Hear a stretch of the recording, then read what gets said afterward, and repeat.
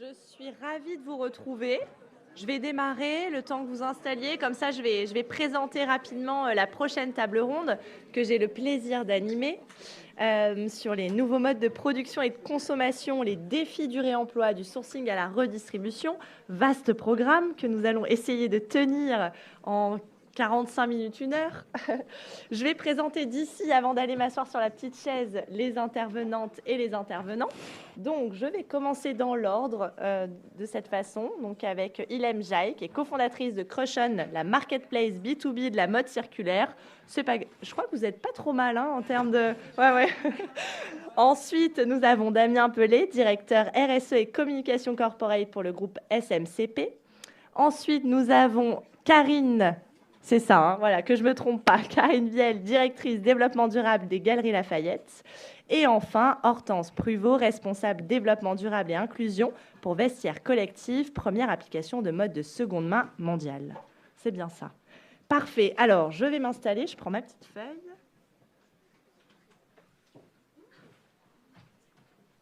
Je vais piquer un micro qui fonctionne.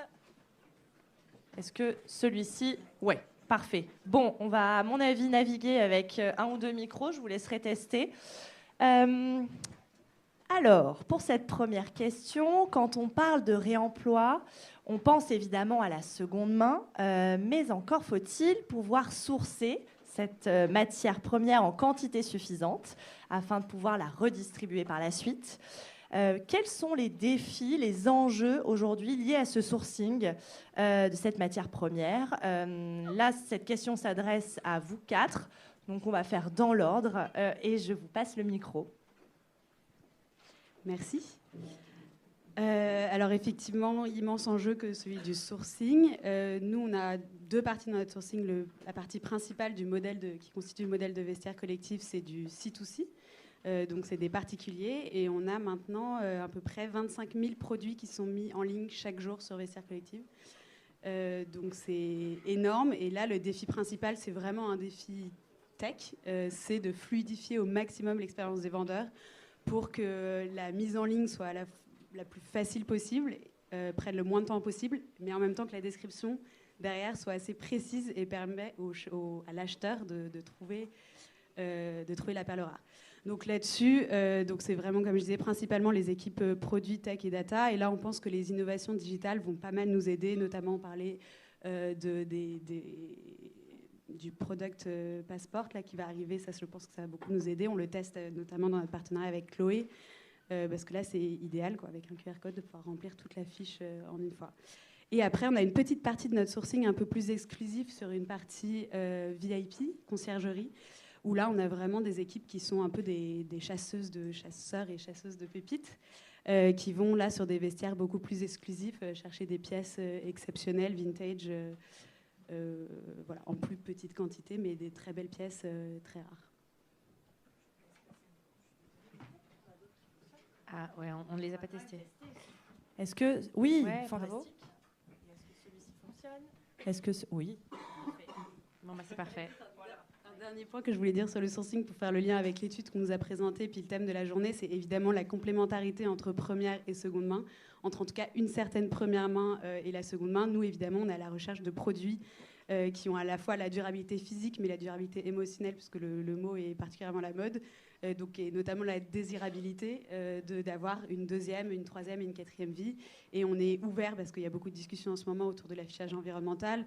On essaye aussi d'ouvrir au maximum nos données et l'accès aux données de notre plateforme pour comprendre qu'est-ce que cette désirabilité dans le temps. Alors, aux Galeries Lafayette, on a un métier un petit peu différent puisqu'on est des commerçants et qui proposons une offre de seconde main et de la mode circulaire autour d'un laboratoire qui s'appelle le Restore, qui a été lancé en septembre 2021 au magasin de Haussmann, Paris Haussmann, et puis décliné l'année dernière aussi à Annecy.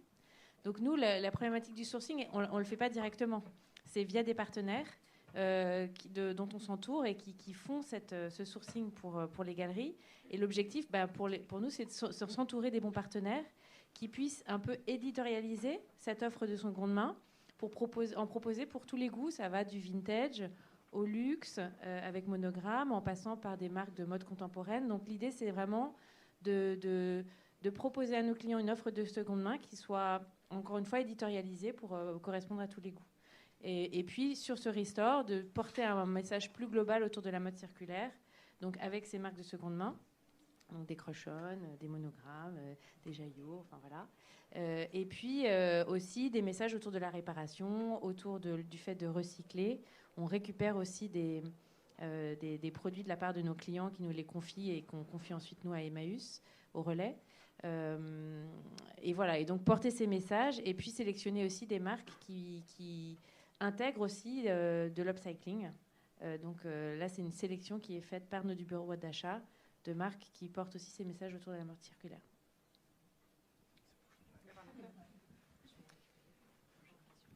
Bonjour à tous. Alors chez SMCP, on s'est lancé dans la seconde main et la location à travers 2 marques, Sandro et Mage, qui ont leur propre service de seconde main et de location.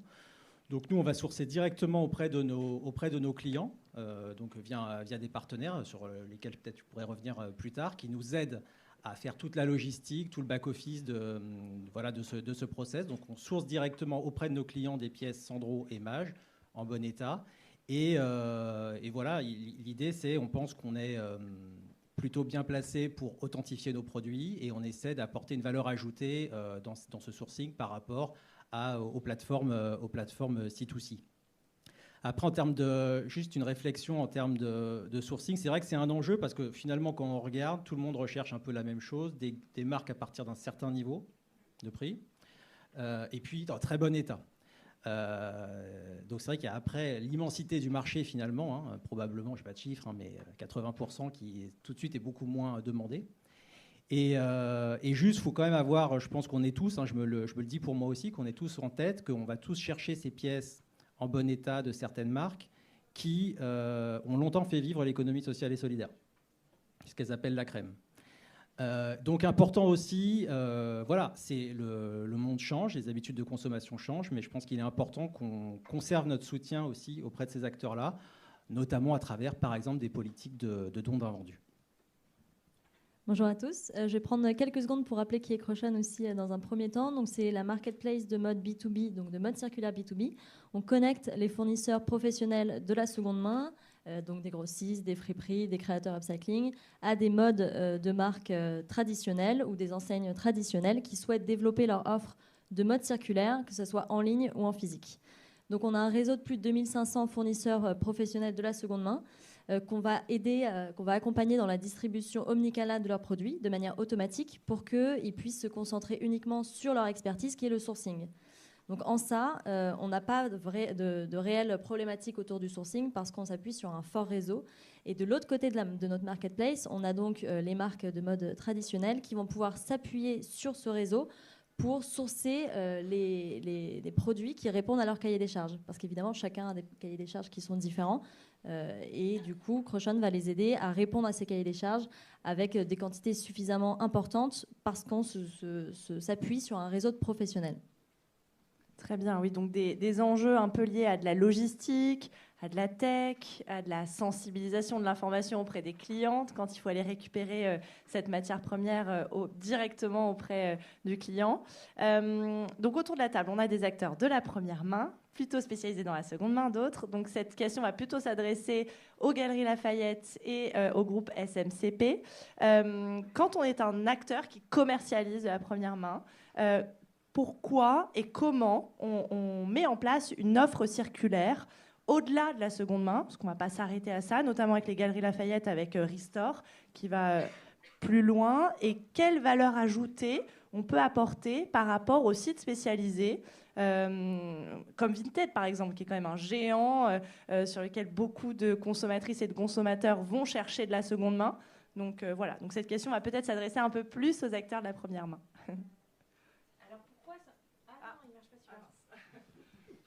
Pourquoi s'intéresser à la mode circulaire ? Déjà parce que les Galeries Lafayette, depuis longtemps, sont engagées vers une mode plus durable. Ça a commencé cet engagement en travaillant avant tout les marques propres, Galeries Lafayette, certaines collections qui se voulaient exemplaires, traçables à 100%, puis la mise en place de Go for Good, qui est cette sélection de produits à marque Galeries Lafayette, mais aussi toutes marques confondues. Aujourd'hui, il y en a plus de 1100 qui sont porteuses de de produits qui font partie de la sélection Go for Good, donc qui sont mieux d'un point de vue social et environnemental. Et c'est vrai qu'au-delà de la co-sélection de produits, si on veut être un acteur de la mode durable, il faut aller au-delà. Il faut accompagner le client, je dirais, dans toute la durée de vie du produit. Parce qu'un produit durable, c'est un produit bien conçu, certes, mais c'est un produit qui est bien entretenu, qui est bien réparé, qui est bien upcyclé, qui est revendu, qui est redonné, qui est acheté en seconde main. Voilà. Et en fait, en tant que commerçant, on a envie aussi de juste pas être dans une logique de transaction. Ça y est, je vous ai vendu une robe, débrouillez-vous avec. Mais comment est-ce que ensuite on vous accompagne, vous, nos clientes, dans la suite de la vie du produit? Pour donner une deuxième vie, en plus, c'est essentiel finalement d'apprendre à bien entretenir, à réparer son produit. Donc, ça va de pair avec tout ça.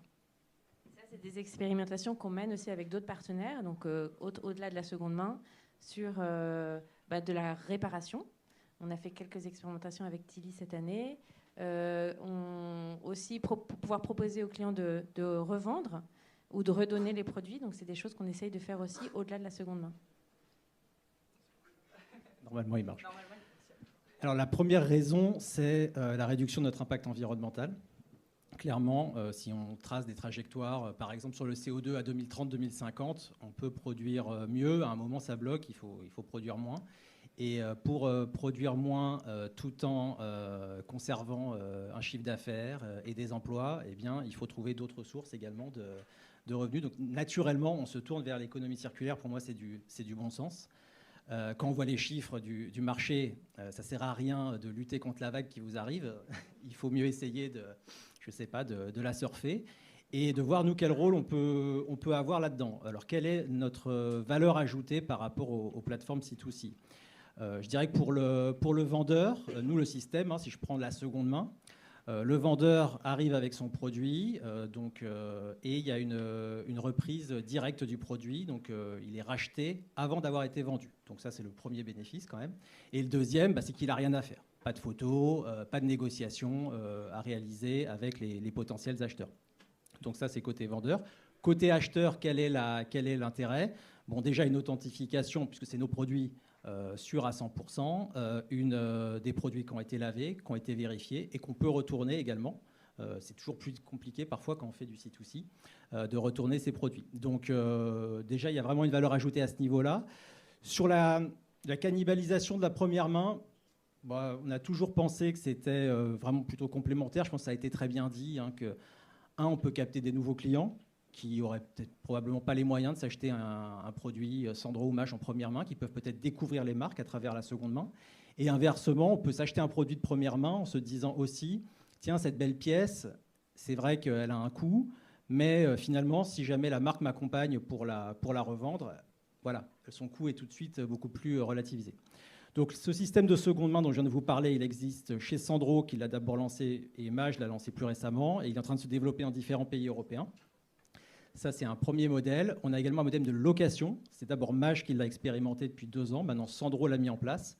Donc ça, c'est des choses qu'on porte, nous, avec des acteurs qui assurent tout l'aspect logistique, lavage, etc. Et on a des partenariats avec des sites également, notamment le plus gros étant avec Rent the Runway aux États-Unis, où il y a vraiment sur le marché américain, à la différence du marché européen, une vraie appétence pour la location. Il y a vraiment une grosse différence de culture de consommation à ce niveau-là. Et donc, on fonctionne plutôt aux États-Unis avec des partenaires qu'en le faisant par nous-mêmes. Donc là, j'imagine que c'est aussi des choses que vous faites, que vous améliorez au fur et à mesure. Quels grands enseignements vous avez pu tirer là, de ces... Parce que c'est ce dont on parlait aussi au téléphone, c'est un test and learn continu sur la mise en application de ces offres plus circulaires. Si vous deviez tirer les gros enseignements que vous pourriez partager avec nous aujourd'hui? Alors on les tire, on continue à les tirer, on va continuer à les tirer parce que c'est vrai qu'on est vraiment en mode test and learn très itératif. En fait, le Restore des Galeries Lafayette, il a 1 an et demi, c'est pas beaucoup. Déjà, on voit que l'offre des marques a évolué. On est assez étonné de voir aussi quel type de clientèle est intéressée, et notamment pas mal la clientèle étrangère, alors qu'on n'était pas forcément elle qui était ciblée au départ. Donc ça, c'est un apprentissage intéressant. Mais peut-être aussi parce que l'offre s'y prêtait davantage et qu'en la faisant évoluer, on va attirer d'autres types de clientèle. Ce qui est sûr, c'est que on se rend compte qu'on apprend, nous, galeries, nos partenaires apprennent, on apprend tous ensemble. Et ce qui est hyper important, c'est d'échanger et d'être très agile pour faire évoluer le modèle au fur et à mesure du temps. Et aussi, essayer, pour dresser les conclusions, d'avoir les bons indicateurs. Donc ça, c'est un peu les sujets de data sur lesquels on va peut-être revenir après. Mais c'est vrai que un distributeur, il raisonne en chiffre d'affaires par mètre carré et c'est souvent le seul KPI qui est regardé. Alors, la seconde main, n'a pas aujourd'hui le même potentiel que la première main, il faut quand même se le dire. Mais du coup, est-ce que c'est ça qu'il faut regarder? Est-ce que c'est d'autres indicateurs? Quels sont les objectifs? Est-ce que c'est recruter d'autres types de clientèle, des clientèles plus jeunes? Est-ce que c'est fidéliser nos clients? Comment est-ce qu'on les suit? Comment est-ce qu'on les accompagne?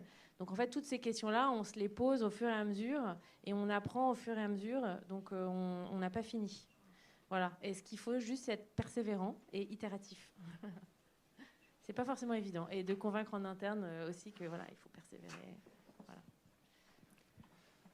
De mon côté, en termes vraiment très, très pratiques, quel enseignement, une expérience d'achat, si jamais on le fait nous-mêmes, qui doit être irréprochable et très concrètement, il faut que les photos, il faut que la navigation sur le site de seconde main soit du même niveau que sur la première main. Ça, c'est vraiment quelque chose qu'on a appris, qui était important. On ne peut pas se permettre d'avoir des photos comme on aurait sur Vinted, ça n'a pas de sens. Si jamais on le fait à notre marque, ça, c'était vraiment un premier enseignement.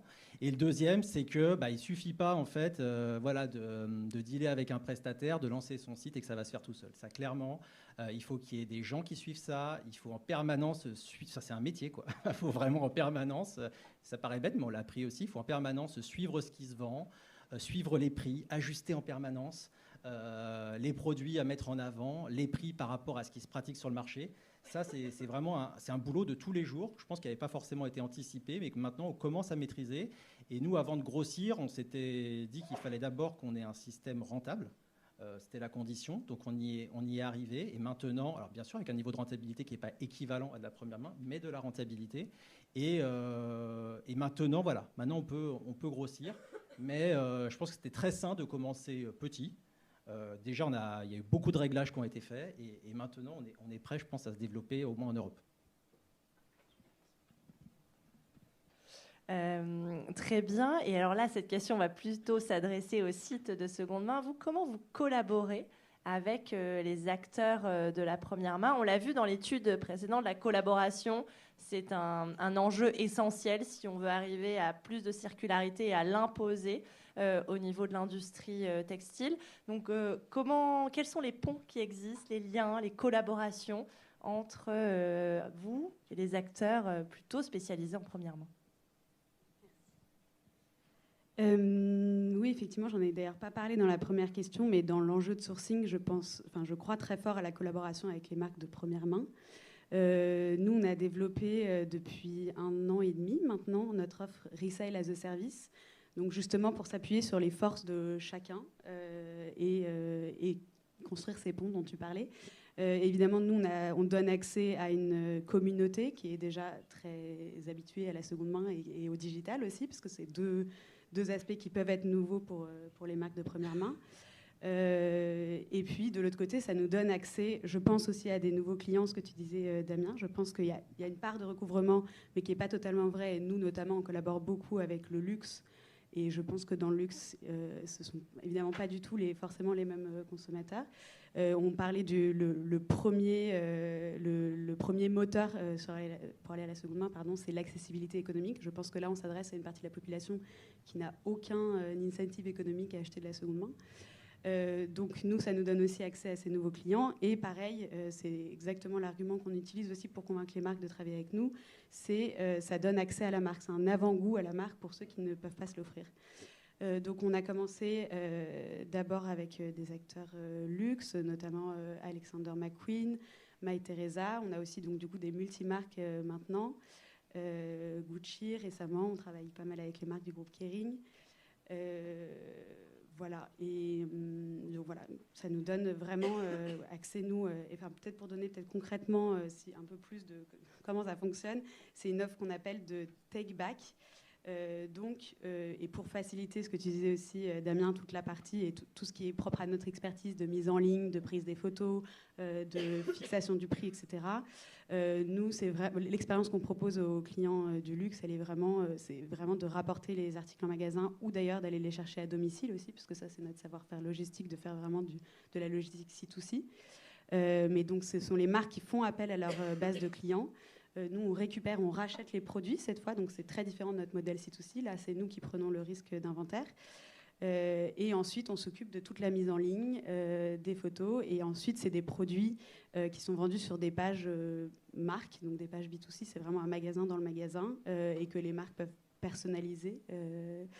Et c'est des produits qu'on va aussi pousser parce que c'est un sourcing généralement très qualitatif.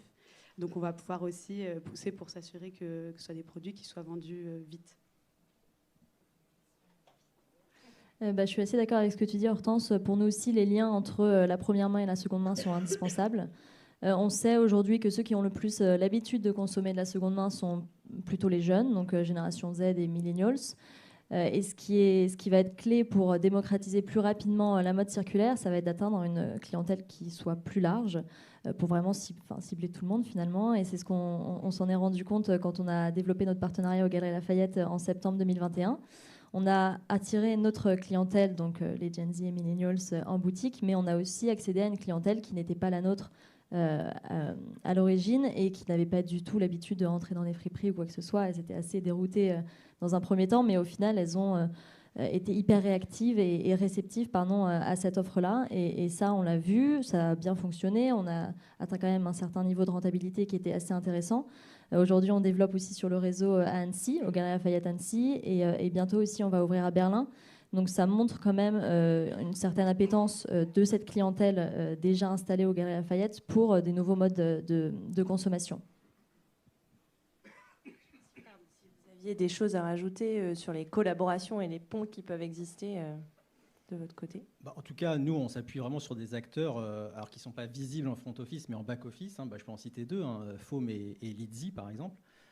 L'un notamment sur la seconde main et l'autre sur la location. Et clairement, on n'aurait pas monté une offre aussi rapidement sur ces acteurs. Il y a des expertises, on en a besoin. Comme je disais, c'est un métier, c'est des compétences qu'on n'a pas toutes forcément dans les marques. Donc on a clairement besoin, je pense, de ces acteurs. La collaboration est fondamentale pour nous. C'est bon. Non, mais c'est exactement ça. En fait, chacun son métier et on est tous en train d'apprendre ensemble. Donc, c'est vrai qu'il est important de prendre le temps d'échanger, d'analyser ce qui marche pas, de recadrer vraiment au fur et à mesure du temps, très concrètement, parce que en effet, en tant que distributeur, c'est pas notre métier que d'aller faire de la seconde main, d'aller sourcer ses produits, de les sélectionner, de faire toute cette curation. Néanmoins, on connaît ce que c'est que le retail, on connaît ce que c'est que les magasins, on sait comment aborder un client. Voilà, donc en fait, c'est des compétences qu'il faut s'échanger les uns les autres. Alors, sur la prochaine question, on l'a rapidement évoqué, mais c'est quand même un gros sujet, c'est la rentabilité économique de ces modèles circulaires. Donc, quand on parle de défi du réemploi, ça en fait partie. Comment on y parvient à cette rentabilité économique ? Là, c'est une question qui va s'adresser à vous quatre. Même chose si... Grande question, bien sûr. Nous, on a la chance du coup de s'appuyer, comme je le disais, sur un modèle qui est en très grande majorité le modèle d'une marketplace. Donc, on ne prend pas de risque d'inventaire sur une très grosse partie de notre catalogue.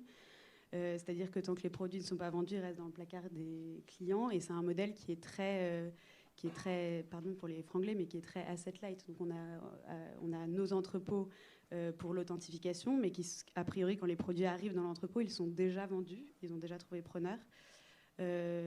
Donc, c'est un modèle... par ailleurs, ça fait 10 ans qu'on existe. On a construit une grande communauté maintenant et on se rapproche de la rentabilité. On aurait pu aller la chercher beaucoup plus tôt, mais je pense qu'il y avait vraiment une course sur ce marché qui grossit très vite. Donc, on a choisi d'abord le développement international. Maintenant, la rentabilité, évidemment, est clé, mais on croit en notre modèle et on en est assez proche. Et nous, on fonctionne aussi, pour donner quand même la source principale de revenus, sur un modèle de commission.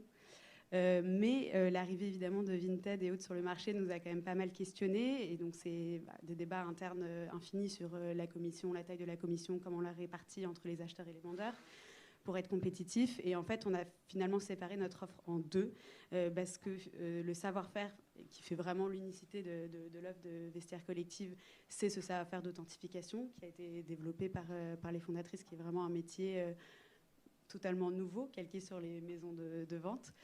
Et en fait, on se rend compte que ce savoir-faire d'authentification, il est essentiel sur une grosse partie du catalogue, mais pas sur l'ensemble du catalogue, parce qu'en dessous d'une certaine somme, l'enjeu d'authenticité est quand même moindre. Enfin, les risques de contrefaçon sont moindres. Et donc, on a séparé notre offre en deux. Une offre qu'on propose en envoi direct, là où donc, du coup, l'authentification n'est pas obligatoire. Elle est au choix de l'acheteur. En dessous de 1 000 €, c'est l'acheteur qui choisit s'il veut faire authentifier son produit ou pas. Et du coup, s'il ne veut pas le faire authentifier, il ne paye que les frais de livraison et notre commission, et l'authentification est en plus. Et par contre, au-delà des produits 1 000 €, on a choisi de le garder obligatoire pour le moment. Encore une fois, parce que au-delà d'une certaine somme, et c'est juste essentiel, et c'est ce qui fait la force de notre modèle. C'est ce qui nous permet aussi de s'assurer qu'il n'y a pas de mauvaises surprises, qu'il n'y a pas de retours, qui sont évidemment un gros sujet sur la seconde main. Donc voilà, c'est comme ça qu'est construit notre modèle et qu'on s'en sort économiquement. Moi, j'ai un peu abordé le sujet tout à l'heure. C'est vrai que si on regarde les chiffres assez basiques de chiffre d'affaires au mètre carré, de marge au mètre carré, évidemment, la seconde main rapporte moins que la première main. Et ça, j'ai l'impression que... Enfin, on va peut-être essayer d'améliorer tous collectivement ces chiffres, mais globalement, ça risque de durer. Et c'est pour ça qu'il faut sans doute aller chercher d'autres critères d'évaluation de la rentabilité de ces modèles économiques que ces critères qu'on a l'habitude de regarder, qui sont assez court-termistes. Parce qu'en fait, ce qu'il faut se dire aussi, c'est que demain, en tout cas là, en tant que grand magasin pour les Galeries Lafayette, quel rôle on veut jouer auprès de nos clients, comment est-ce qu'on veut les accompagner dans le temps? Est-ce que ces offres-là servent à recruter? Est-ce qu'elles servent à fidéliser? Combien on valorise la fidélisation, le recrutement de nouveaux consommateurs? Est-ce que c'est des investissements en termes d'image? Enfin, voilà, moi, je me pose toutes ces questions-là aujourd'hui en me disant, évidemment, on n'a pas forcément craqué la rentabilité idéale, mais quand bien même, elle restera sans doute toujours inférieure à la première main. Parce que c'est des chaînes de valeur plus compliquées, parce qu'on est pas mal d'acteurs et qu'il faut se partager la valeur. Mais du coup, comment est-ce qu'on valorise autrement la réussite de ces modèles économiques? Non, pas grand. Je suis assez d'accord avec ce que dit Karine. En effet, voir d'autres indicateurs, la contribution, en plus de ce que tu as dit, la contribution à la vente de première main aussi, qui pourrait être regardée, et puis tous les coûts marketing, effectivement, qu'on investit, qui peuvent passer maintenant, grâce à la seconde main également, qui peuvent être économisés. De façon plus basique, je pense qu'il y a des effets. Les coûts logistiques sont quand même très importants. Donc clairement, un des leviers sera à l'avenir alors peut-être grâce à un effet volume plus important, ou je ne sais pas, mais à réduire ces coûts logistiques, ça sera assez clé. Après, nous, le sujet, pas tant la rentabilité est là, c'est le volume que ça représente en fait. On arrive sur quelque chose d'assez petit à être rentable, mais la question c'est voilà, si on faisait 10 fois plus gros, est-ce qu'on le saurait? Et c'est à l'heure actuelle cette question-là qu'on se pose. Justement, tu parles de volume. Moi, je pense que c'est justement un point clé. Enfin, c'est un marché de volume. Il faut proposer une offre suffisamment large, simplement parce que c'est des pièces uniques. Donc, il n'y a pas de profondeur de gamme. Il y a une pièce à une taille, à une couleur. Et pour éviter ces frustrations et que toute la clientèle puisse s'y retrouver, il faut vraiment proposer une offre assez large. Et ça, pour nous, c'est un point clé sur lequel on œuvre avec ce réseau de fournisseurs professionnels. Ça va être clé d'apporter la bonne supply au bon endroit, au bon moment, et d'avoir surtout du réassort qui est constant pour répondre à la demande croissante des consommateurs.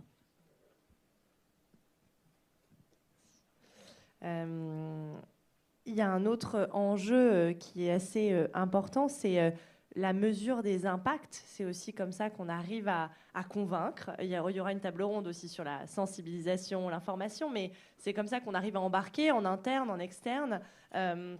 Donc, comment on mesure les impacts de ces modèles circulaires, de la seconde main, de la réparation, de la location? Comment on mesure ces bénéfices environnementaux à court terme, à long terme?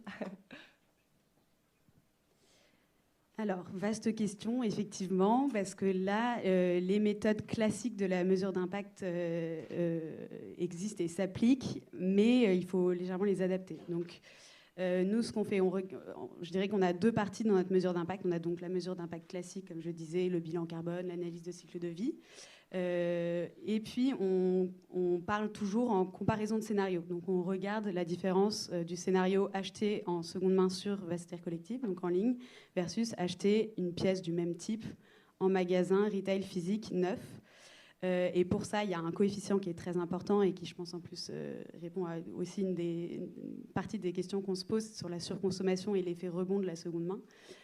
Qui est le taux de substitution. Donc là, ça base sur des études consommateurs. On regarde et on demande aux consommateurs sur le dernier produit acheté, sur l'année d'une manière générale, et puis après on fait un tas de jeux de pondération pour s'assurer que ce chiffre n'est pas trop faussé, parce qu'évidemment, il se base sur une déclaration du client de quand j'ai acheté ce produit, est-ce que je l'ai acheté en plus de ma consommation habituelle, ou est-ce qu'il est venu remplacer un besoin que j'avais et que j'aurais sinon couvert en neuf. Parce qu'évidemment, quand on parle d'impact évité, on veut s'assurer qu'on a déplacé sur cet achat précis et que ce n'est pas un achat qui est venu en plus dû au fait de l'accessibilité économique. Et donc, une fois qu'on a ce coefficient, et ben, de manière assez schématique, on compare donc les analyses de cycle de vie, donc l'ensemble des impacts environnementaux de l'achat de neuf aux impacts de l'achat de seconde main en ligne. Et pour nous, les chiffres sont assez impressionnants, mais je pense que c'est dû aussi à notre modèle, encore une fois, haut de gamme, qui fait qu'on a cet effet rebond est quand même moindre sur Vestiaire Collectif qui ne doit l'être sur d'autres plateformes avec un panier moyen plus faible. On a un taux de substitution qui maintenant, cette année, est à 80%, c'est-à-dire que 8 produits sur 10 déplacent ou évitent directement un achat de neuf. Ce qui veut dire, bien sûr, et ça se traduit en termes de bénéfices environnementaux. Alors nous, on monétise pour pouvoir comparer, pardon, c'est un petit peu technique, mais pour pouvoir comparer différentes catégories d'impact, pour pouvoir comparer la biodiversité, de l'eau et du CO2, on traduit tout en euros. Et nous, on a trouvé du coup que le bénéfice environnemental, en moyenne, toutes catégories confondues, et après on peut le regarder catégorie par catégorie, est de 90%. C'est 90% moins impactant pour l'environnement d'acheter un produit sur Vestiaire Collectif que de l'acheter en neuf. Et théoriquement, comment ça s'explique ? Du coup, c'est à la fois ce que présentaient les consultants d'Accenture sur le fait que, évidemment, les coûts de production dans la mode sont tels que ensuite, plus on prolonge la durée de vie des produits, plus quelque part on compense ces coûts de production sur plus d'années de vie. Et puis évidemment du coup le fait d'éviter des achats de neufs, donc l'un dans l'autre, voilà. Et je voulais aussi parler d'autres catégories d'impact qu'on commence à regarder, pareil toujours en lien avec l'étude qui a été menée. On commence à regarder nos impacts socio-économiques, parce que je pense que c'est des choses, et notamment maintenant que le secteur est en train de se fédérer, qui vont être importantes, de pouvoir parler de création d'emplois, de quel type d'emploi on crée, dans quel territoire. Voilà, donc ça c'est des choses qu'on commence à regarder, et notamment nous on a implanté notre centre logistique historique à Tourcoing, qui est évidemment un bassin historique du textile, mais dans lequel aussi qui a été déserté ces dernières années. Et donc là, pareil, c'est dans la monétisation, il y a quelque chose qui s'appelle le location impact, qui est très intéressant à regarder, qui permet de savoir la valeur ajoutée d'un emploi créé, qui évidemment n'est pas la même selon la zone dans laquelle on se situe et selon le salaire qu'on verse dans telle ou telle zone. Très intéressant. Alors nous, malheureusement, on n'a pas toutes ces données dans le commerce physique, pas encore. Et c'est vraiment, en effet, un enjeu que de pouvoir mesurer cet impact. Et ça, on pourra le faire, en effet, sans doute avec nos partenaires, parce qu'il s'agit d'avoir cette data que vous avez en digital et qu'on n'a pas dans le commerce physique, pour savoir ces taux de substitution, et notamment, et pour commencer à quantifier un peu les choses. Mais aujourd'hui, on n'est pas capable de le faire.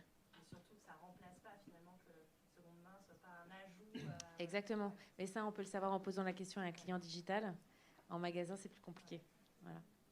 La première étude, nous, avant d'avoir nos chiffres en propre, on se basait sur une étude du VRAP en Angleterre qu'il avait fait sur des magasins physiques, sur des charity shops, à la sortie du magasin, qui demandaient un peu au hasard comme ça, cet achat, est-ce qu'il était planifié ou pas, est-ce que c'est un achat... Voilà. Et l'enjeu, c'est en effet que aussi sur ces achats de seconde main, ce qu'on observe au Restore, c'est qu'on a beaucoup moins de clients encartés, qui ont des cartes de fidélité, que sur le reste du magasin. Et donc, en fait, pour les solliciter ensuite, pour les questionner, c'est moins facile. Donc, ça va être aussi un enjeu, c'est de mieux connaître nos clients du restore. Concernant toutes ces études, c'est un véritable Far West. C'est assez intéressant de vous regarder. Donc, il y avait FredUp, qui est un énorme site qui a sorti la semaine dernière son rapport. Donc, eux, ils parlent de moins 25%, vous voyez, de CO2. Donc, ouais. Donc vous voyez les différences. Le taux de substitution moyen, il est de 30%, selon l'étude que tu développes. Donc, on voit des choses. Alors, vous avez des consultants qui vont vous dire c'est 100%, et d'autres qui vont vous dire c'est 30%. Donc, en fait, tout ça pour dire qu'il est clé, à mon avis, c'est un des rôles, à mon avis, de cette fédération, de standardiser les choses, parce que vraiment, on arrive à pouvoir dire, Accenture le disait très bien, hein, on arrive à avoir des résultats qui vont du simple au triple. Bon, ce qui est dommage, c'est que l'affichage environnemental dont parlait la ministre ne va pas prendre en compte la seconde main. Donc, en fait, la seconde main ne sera pas évaluée. Donc, ce n'est pas par là qu'on aura une solution. Donc, probablement que la fédération a un rôle super important à jouer. Et c'est vrai qu'il y a plein de questions qui se posent sur également, une autre question qui se pose, c'est quand on achète un produit de seconde main, est-ce qu'on va le laver de la même façon? Est-ce qu'on va le garder aussi longtemps? Ou est-ce qu'on considère que vu qu'il est déjà de seconde main, on va peut-être le garder moins longtemps? Enfin, il y a plein de questions, mais qui ont une influence démente après sur les résultats. Et autre chose qui, moi, me marque, c'est la question des stocks dormants. L'upcycling, stock dormant, donc c'est une forme de réemploi aussi. Finalement, quand on réfléchit, il y a vraiment deux cas de figure. Une jeune marque de mode qui n'a pas beaucoup de moyens, qui se source sur des stocks de tissus d'une grande marque. Bon, là, clairement, vraiment, on voit un bénéfice environnemental assez net. En revanche, quand on est une marque qui, il y a 10 ans, il y a 5 ans, a commandé trop de tissus, voilà, et décide à un moment d'en faire quelque chose. C'est très vertueux, c'est très bien d'un point de vue économique. Est-ce que pour autant, on doit considérer qu'il y a un bénéfice environnemental à ça versus la marque qui avait commandé pile poil ce qu'il fallait bien en tissu et qui n'avait pas trop consommé? Et ça, à l'heure actuelle, vous verrez énormément de communication sur les stocks dormants, etc. Et il y a une vraie différence à faire. Donc je pense qu'il y a vraiment... c'est une jungle, un petit Far West, et il y a besoin de standardiser les choses. Mais c'est normal, hein, c'est quelque chose qui se développe. Pour répondre là-dessus, et déjà on voit qu'en 2 ans, 3 ans, nous on a sorti notre premier chiffre de substitution il y a 3 ans. On n'avait aucun moyen de comparaison. On avait juste cette étude du VRAP qui datait de 2013 sur un marché anglais et sur du thrift shop, donc, enfin sur du charity shop, donc qui n'est pas du tout sur la même gamme de produits que nous on avait. Et entre-temps, là, donc on sort notre deuxième étude, et entre-temps, il y a au moins 3 ou 4 acteurs de la seconde main, Depop, etc., qui ont publié leurs taux. Donc, de toutes les façons, ça va venir, mais effectivement, c'est très récent encore. Donc, et je suis d'accord qu'on a vraiment besoin de standardiser les méthodologies. On a essayé d'utiliser celles qui existaient et de la publier pour que ceux qui le fassent derrière puissent utiliser le même type de questions. Et ça, c'est vachement bien d'avoir cette démarche de transparence. Mais effectivement, je te rejoins totalement. Mais c'était la même chose d'ailleurs sur la première main, et maintenant on a le PEF qui encadre un peu mieux les choses, mais on a tout à fait besoin d'avoir des chiffres comparables. Je vous rejoins là-dessus. Nous, ça fait 3 ans qu'on calcule quand même, qu'on essaie de calculer avec les rapports qu'on a, les études auxquelles on a accès, notre rapport d'impact. Donc nous, on se base sur les études de l'ADEME et de la Fondation Ellen MacArthur. Et on peut calculer notre impact environnemental sur 5 critères, donc les litres d'eau économisés, le CO2 économisé, les matières premières économisées, le nombre d'utilisations du produit et le rallongement de la durée de vie du produit. Donc c'est sur ces métriques-là qu'on se base, et on a pu établir donc cette donnée de 230 millions de litres d'eau économisés grâce à notre activité avec Russian et avec tous nos partenaires. On est conscient que ça peut être complètement challengé et qu'il faut aller plus loin dans ces démarches. On a été labellisé B Corp, c'était il y a 1 an, je pense, donc après 8 mois d'audit, pour justement se connecter à... Vous aussi, vous êtes labellisé B Corp avec Vestirco, mais c'est agréable de se connecter avec des communautés qui sont engagées et qui vont dans le même sens pour pouvoir se challenger mutuellement et apporter des solutions concrètes et viables sur ce type de rapport qui pourrait être complètement, comme vous l'avez dit, lissé auprès de tous. Et comment tu fais pour... connaître la durée de vie sur les produits vendus en seconde main? C'est aussi des études consommateurs? Oui, c'est ça exactement. Plusieurs études qu'on a croisées et qu'on a détaillées. On a essayé d'avoir des ratios qui nous ont permis de calculer ça. Sur vos consos, ou tu te bases sur des études secondaires? Des études secondaires aussi, Okay. pas que la nôtre. Mais on a aussi intégré nos chiffres, parce qu'on a moins d'historique que d'autres acteurs, évidemment. Donc, Je pense que je vais m'arrêter là parce qu'on est un peu pile poil dans les temps. Merci beaucoup d'avoir répondu à ces questions. On voit que la collaboration va être essentielle. Encore une fois, on y revient. Il va y avoir une table ronde spécifiquement sur la collaboration, tant mieux. La fédération va avoir du travail, si je comprends bien aussi, sur les prochains mois et les prochaines années. On a le temps de prendre quelques questions, peut-être. Si vous en avez, n'hésitez pas, c'est le moment. Je passerai le micro, ouais. Ou alors peut-être si vous parlez fort. Ouais. Ah non, il faut le micro, pardon, on me fait non, non, non. Bon, bah, je fais comme ça. Ah oui, c'est vrai, pardon. Est-ce que ça marche? Ouais. Bonjour. Une question, justement, pour revenir à la rentabilité, même si ce n'est pas forcément l'objectif à court terme. Vestiaire, ça fait plus de 10 ans, donc. Vinted, qui est arrivé sur le marché aussi, mais sur un autre segment, n'est pas non plus rentable. On a vu d'autres acteurs se faire racheter également. Est-ce que finalement, sur ces plateformes de vente de la seconde main, aujourd'hui, dans les 2, 3, 5 prochaines années, on va avoir des modèles qui sont rentables? Ou bien est-ce que vous êtes amené à être tout simplement racheté ou disparaître? Voilà. Non, mais c'est un message d'espoir. J'espère une réponse positive.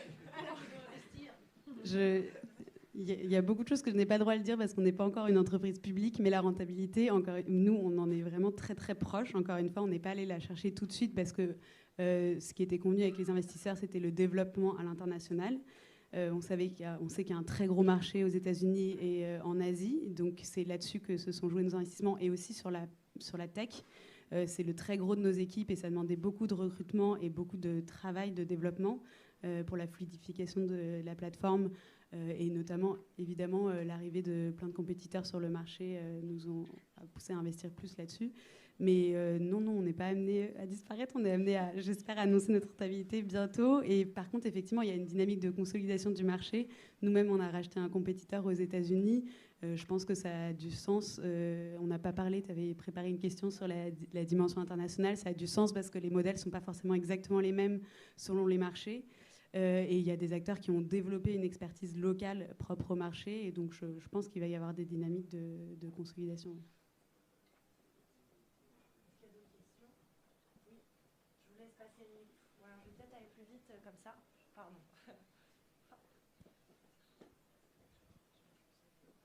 Allô, bonjour. Oui. Petite question, on a eu des super chiffres par rapport aux économies qui étaient entraînées par le marché de la seconde main, mais j'ai une question sur les effets rebonds qui sont potentiellement la surconsommation des consommateurs qui vont justement se dire oh, j'ai la possibilité d'acheter plus de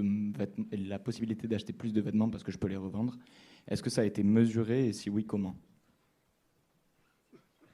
Tu veux Non, mais je peux répondre et tu peux compléter. Mais c'est les fameuses études consommateurs dont on parlait. Nous, c'est vraiment le point de départ de notre mesure d'impact. Ça a été d'essayer de s'approcher d'une forme de vérité sur ce taux de substitution, donc qui mesure donc cet effet rebond, puisque le taux de substitution, ce qu'on demande aux clients, c'est est-ce que ton achat est venu, est-ce que c'est un achat impulsif qui est venu en plus, ou est-ce que tu es venu avec un besoin spécifique, tu avais besoin d'un nouveau pantalon et tu es venu spécifiquement le chercher sur Vestiaire Collectif. J'entends, et je parlais plus par rapport au premier effet rebond des personnes qui vont revendre sur ce genre de plateforme, qui vont du coup consommer plus de vêtements neufs en se disant qu'ils ont la possibilité de revendre derrière. Oui, mais ça, je pense que évidemment, c'est un phénomène qu'on peut voir de deux manières. Et encore une fois, je pense qu'il faut l'analyser selon la gamme dont on parle. Nous, on est vraiment plutôt sur du milieu, même plutôt du haut de gamme et du luxe. Le panier moyen sur Vestiaire Collectif, il est à 250-300 €. Et donc, je pense que pour nous, c'est plutôt un effet positif parce qu'on revient à ce que, il me semble que c'est toi qui disais ça, Damien, tout à l'heure, où l'étude accenture que, en fait, l'existence de ce marché liquide de la seconde main, il peut pousser aussi les acheteurs en première main à aller sur des produits un peu plus qualitatifs, à investir en se disant il y a l'existence de ce marché et donc, quelque part, si j'investis dans des belles pièces, je pourrais les revendre. Comme il peut les pousser à consommer Bien plus. sûr. Bien sûr, je n'ai pas le chiffre de... bien sûr, c'est pour ça qu'on fait ces études consommateurs et c'est pour ça qu'on essaye d'avoir aussi un marketing du moins mais mieux et du investir sur des pièces qui est, je pense, le même que toute marque de première main qui se veut responsable, qui est de plutôt investir sur des pièces de qualité plutôt que sur de la quantité. Et vous l'avez peut-être dit, mais j'ai peut-être pas entendu, les études consommateurs, elles sont disponibles quelque part ou... Oui, bien sûr, on a notre premier rapport d'impact qui est disponible sur notre site, où tu tapes rapport d'impact vestiaire collective, et on a le deuxième qui arrive en juin. Et il y a toute la méthodologie dans les annexes, il y a même précisément les questions qui ont été posées, le nombre de personnes qui ont participé par pays. Génial, merci beaucoup.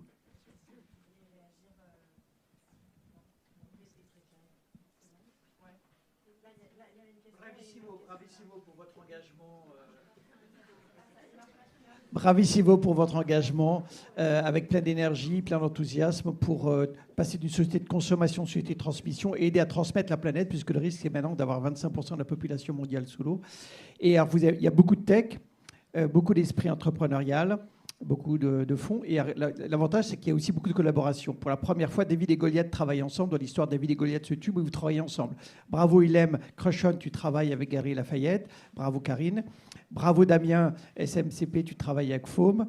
Bravo Hortense, Vestiaire Collectif, tu travailles avec Kering. Donc bravo David et Goliath, il faut les encourager à travailler les uns pour les autres. Pourquoi ? Pour aider la planète à comprendre les 8 milliards d'humains.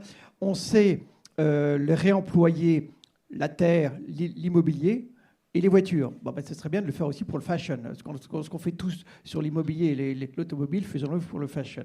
Et puis, bravo, il nous a fallu des millénaires pour comprendre que la Terre était ronde, des millénaires pour comprendre que l'économie est circulaire, des millénaires pour comprendre que la femme et l'homme ont les équivalents. Bravo, la femme étant l'avenir de l'homme, c'est superbe d'avoir un forum là où vous êtes en majorité. Et la question, c'est, dans 10 ans, quelle est votre vision 2033 ? Où est-ce que vous en êtes ? Vos entreprises, vos idées, dans 10 ans. Dans 10 ans, dans 2033. Oui, c'est ça. Donc, dans 10 ans, il faut absolument que la mode circulaire soit démocratisée totalement. Et pour ça, il faut qu'elle soit accessible partout, donc à la fois en ligne, en physique, à Paris, en région. Il faut vraiment que ça soit plus une question, qu'on n'ait plus à chercher, que le citoyen ait accès à tous ces enjeux autour du réemploi juste à côté de chez lui, qu'il n'ait même pas à se poser la question, qu'il peut s'éduquer, qu'il peut réparer, qu'il peut revendre, qu'il peut donner très très facilement. J'espère qu'on va continuer dans cette dynamique de collaboration et que les peurs que pouvait avoir le marché de la première main à l'arrivée des premiers acteurs de seconde main, les peurs de cannibalisation qui, je pense, sont en train d'être dépassées par les nouveaux modèles et les ponts qui se créent. Mais bon, il ne faut pas se mentir, pour le moment, c'est quand même sur des petits volumes. Donc j'espère qu'on va réussir à rentabiliser ces modèles, comme tu disais Damien, et les développer pour qu'il y ait vraiment une porosité beaucoup plus forte entre les deux marchés. Mais ça veut dire aussi, et j'espère aussi que ça va aider la mode de première main à se durabiliser, si j'ose dire. Donc, parce que en fait, toute l'existence et le développement de ce marché, de ces ponts, vont nous permettre de vraiment poser la définition de ce qu'est un produit durable, au-delà de juste les modes de production, mais dans le temps, un produit qui reste durable et désirable dans le temps.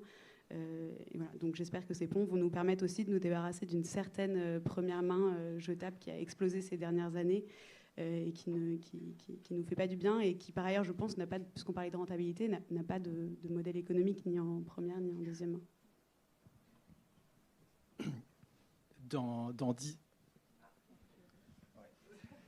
Dans 10 ans, j'espère qu'on on aura rempli nos objectifs de diminution de nos émissions de CO2 qu'on a pris et qui sont en ligne avec les accords de Paris pour maintenir le réchauffement climatique en dessous de 2 degrés. Donc j'espère qu'on les atteindra. Et pour les atteindre, il faut qu'une part substantielle de notre business en 2033 soit issue de la circularité au sens large, matières recyclées, réparation, location, seconde main. Voilà vers quoi on veut aller et ce que je nous souhaite.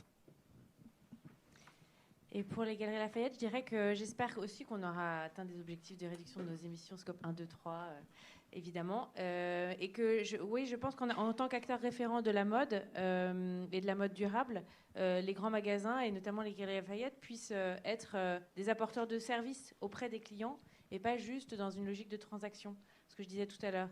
C'est-à-dire qu'on soit référent pour nos clients pour acheter, réparer, upcycler, recycler, revendre, racheter. Enfin bref, et tout ça en fédérant des écosystèmes locaux d'acteurs qui existent sans doute déjà ou qui vont se former, se reformer sur ces métiers et de faire la pédagogie de tout ça auprès de nos clients. Je pense que les grands magasins et les commerçants de centre-ville sont des acteurs qui créent de la vie, qui créent du lien aussi et qui ont cette vocation pédagogique sur ces nouveaux modes de consommation, ces nouveaux modes de consommation de la mode notamment. Voilà. On va prendre une dernière question. Oui. Après une question aussi large de Stanislas, et voir une vision derrière, juste pour recadrer un tout petit peu sur la partie au niveau environnemental. Si demain on atteint l'objectif qui est fixé par EcoTLC, Refashion, excusez-moi, ça veut dire que je suis plus vieux déjà, je connaissais l'ancienne version. Si on atteint les objectifs de collecte, on arrivera à une économie de 6 millions de tonnes de CO2. Donc on est sur un objectif ambitieux pour la France sur le textile. Le deuxième élément, c'est que à partir du moment où on a un objectif environnemental qui va être demain, dans le cadre de la RSE, de la durabilité, quantifié économiquement avec une financiarisation de cette économie. Ça va permettre à la fois d'atteindre deux leviers, la rentabilité et les objectifs environnementaux que citait Damien. Ma question est, à partir du moment où on allie RSE et budget et économie, on arrivera demain certainement à faire quelque chose de durable pour à la fois les plateformes ou à la fois les magasins de centre-ville et les outils et les marques, mais aussi les marketplaces. Je pense qu'on a un vrai travail à faire en commun au sein de la FMC et ailleurs pour aller vers cet axe-là, budget, RSE, compatibilité. Notre axe aujourd'hui, ce sera de travailler en commun pour que on ait la même chose qu'une friperie. Aujourd'hui, une friperie est rentable localement. Donc, si eux sont rentables, pourquoi vous n'atteindriez pas cette rentabilité et en plus apporter un savoir-faire sur la RSE, la durabilité et la financiarisation des crédits d'émissions carbone? C'est un très bon point. Je pense que je me permets. Je pense que longtemps la rentabilité a été considérée comme un gros mot dans la RSE en fait, parce qu'à partir du moment où on disait rentabilité, on disait ah oui non mais d'accord, mais en fait c'est pour faire du business. Bah oui en fait, et plus on fait du business de façon, moi j'ai aucun problème avec ça, plus on fait de business de façon circulaire, mieux c'est. Et c'est clé parce que sinon ça reste des petites actions, des pilotes. On remplit nos rapports RSE avec ça, on fait on fait mousser un tout petit truc et on fait des belles photos et plein de vidéos et ça ne sert à rien. Donc c'est vrai que et c'est intéressant parce que j'ai moi aussi un peu de bouteille dans la RSE et jamais tu parlais à la direction financière il y a 15 ans et ce que j'apprécie c'est que on commence à avoir ces discussions enfin avec les directions financières, avec les directions de la stratégie et c'est hyper sain. Et c'est hyper challenging pour nous parce que tout d'un coup, on nous parle de PNL, de trucs, on n'est pas du tout habitué, de CAPEX, de machin. Mais en même temps, moi, je trouve ça très, très sain et c'est une phase de maturité nécessaire pour la RSE. Je conclus. Merci infiniment d'avoir assisté à une dernière. Rapidement. Déjà, merci beaucoup parce que je sais que ça vous demande énormément d'énergie et c'est grâce à toutes les marques qui, depuis des années, font plein de mouvements qu'on arrive à avancer sur ces sujets. Donc, je m'occupe du réemploi pour Refashion, qui est entre guillemets un nouveau sujet, parce qu'on le suit depuis longtemps, mais maintenant on a des financements à disposition, donc ça va être super. Je voulais vous dire sur le sujet des études, parce que je pense que Damien a raison, on fait beaucoup de blabla sur la seconde main, mais il y a très peu de choses qui sont très fiables. Il y a l'ADEME qui a monté un observatoire du réemploi et qui a notamment en fait, des obligations légales de reporting à l'Europe. Et donc, si jamais vous avez envie de participer aux discussions et tout, on est en train de créer les méthodologies et on a besoin d'acteurs qui ont de la data pour pouvoir aller questionner la qualité de ces data. Donc n'hésitez pas à me contacter rapidement pour que je puisse vous mettre en relation avec les bonnes personnes pour qu'on avance tous ensemble sur ce sujet. Voilà, merci.